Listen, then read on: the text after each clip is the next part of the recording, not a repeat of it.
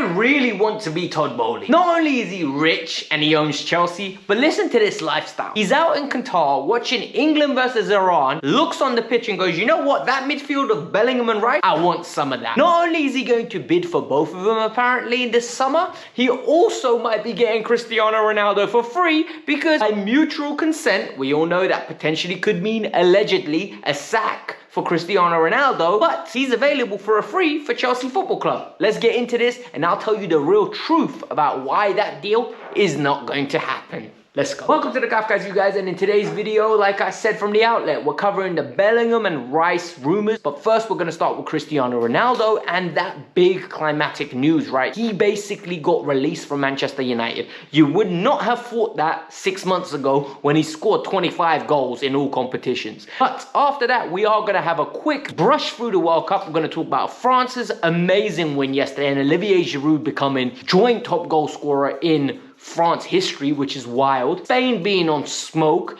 and Argentina getting slapped by Saudi Arabia, which I love to see. Other than that, let's stay tuned with the video and let's get on to it. You over there, my friend over here, you regularly tune in, right? We all know you like regularly tune in. We're getting around 4,000 to 5,000 views regularly on this channel. Why are the likes only 300? Can we please push it up to number 500, all right? 500 is the bare minimum we're aiming for on this channel. In the comments below, let me know what number like you are and subscribe to the channel as well. We're aiming for 100,000. You already know the deal. In the pinned comment is all my other socials. Go follow me on Instagram. That's where I'm most active at responding to you guys. Other than that, let's start with Ronaldo. So Cristiano Ronaldo has officially been released from Manchester United. Apparently, he has got paid off. Not a big sum, not the length of his contract, but there's been some money that's exchanged. This is coming from Gabs and Jules, the podcast.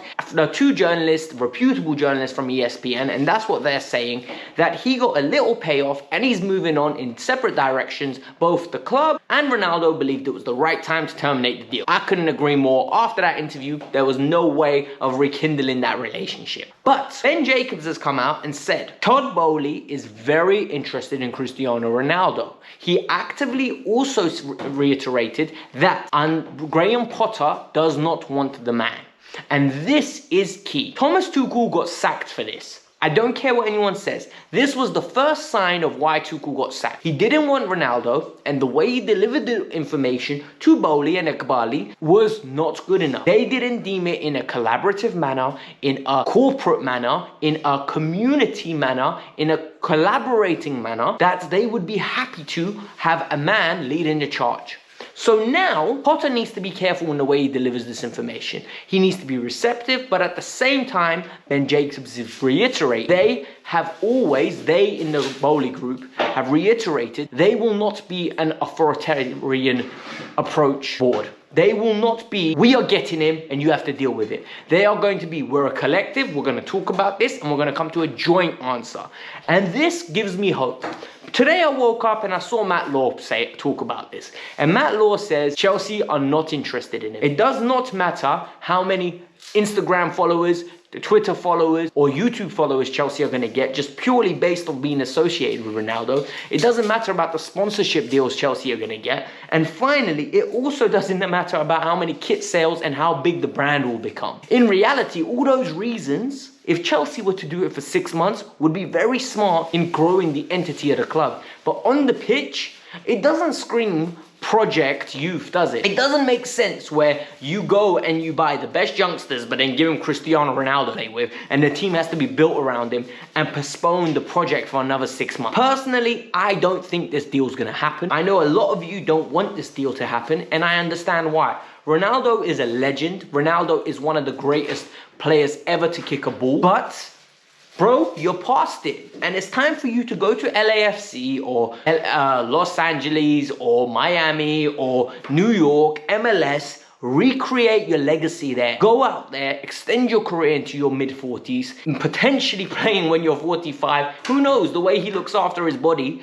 he most probably could play and be a goal scorer out there. Who knows? And that league would love him. Look at the way they took Zlatan in. Zlatan became a figure of, he was on a Jimmy Kimmel show like every other week. Can you imagine what's going to happen to Cristiano Ronaldo? It gave so many more eyes to MLS. It's a win-win for both teams, in my opinion. But like I said to you lot, Tod Boehly, man, what a man. He's out there in Qatar watching the football, and now rumors are coming out that Tod Boehly wants to reassess the midfield that Chelsea have and strengthen it. And additionally, they want to strengthen the defense. And only then in summer they're going to go after a right winger. That is being reported by Matt Law.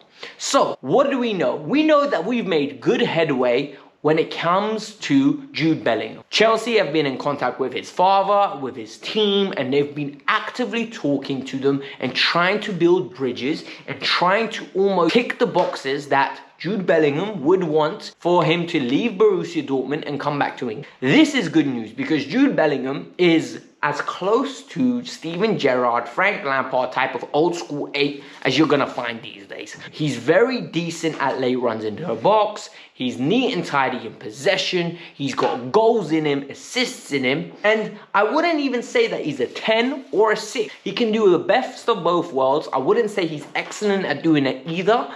But at the same time, he's 19 years old. What do we know about this deal? We know that this deal will cost around about 100 million euros, maybe even more. And this is an expensive fee to pay for a kid, but he's talented and he's worth it. Chelsea have put in the leg room, as I've said. So now it's about putting the money where your mouth is and getting the player to be excited by your project and come and join. Then you start looking at Declan Rice.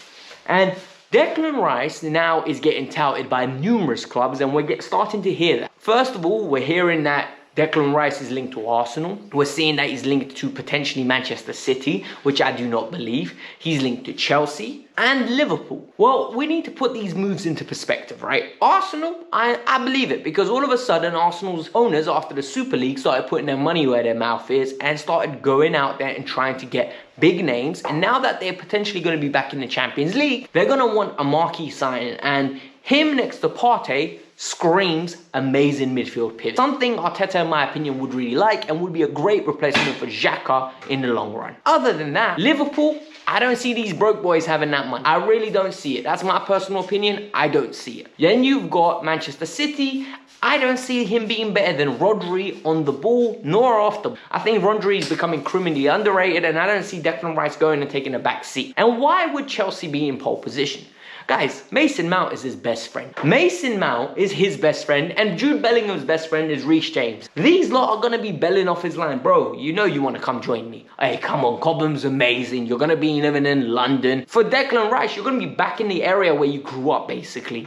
He's, I think he's around South London, Southwest London. So he's literally going to be super close to West London. He's going to be like potentially living in the same area he grew up in, around his friends and family, which is amazing, right? 9 out of 10 times, that's the perfect scenario. Whether I would go out there and spend 150 million on Declan Rice, no, but this is being touted for 70 million pounds. And the way our midfield's looking, I'm starting to sway towards the Declan Rice side, that maybe not even Declan Rice, but a player of that caliber. Someone that's gonna just, it doesn't matter how he is in possession, it's just someone to disrupt and break up play. Because I am starting to get really worried with the way our midfields look. But that's all the news from Matt Law and Ben Jacobs surrounding the Chelsea transfer rumours in January and potentially for the summer. It's early indicators and early stimulus packages for us to talk about and be interested in. And finally now, just a quick breakdown of the World Cup, because this World Cup, in my opinion, has been amazing. A lot of people have been talking about it and saying, you know, it's a little bit boring, we got 3-0 draws already. I don't care, guys. I really don't care.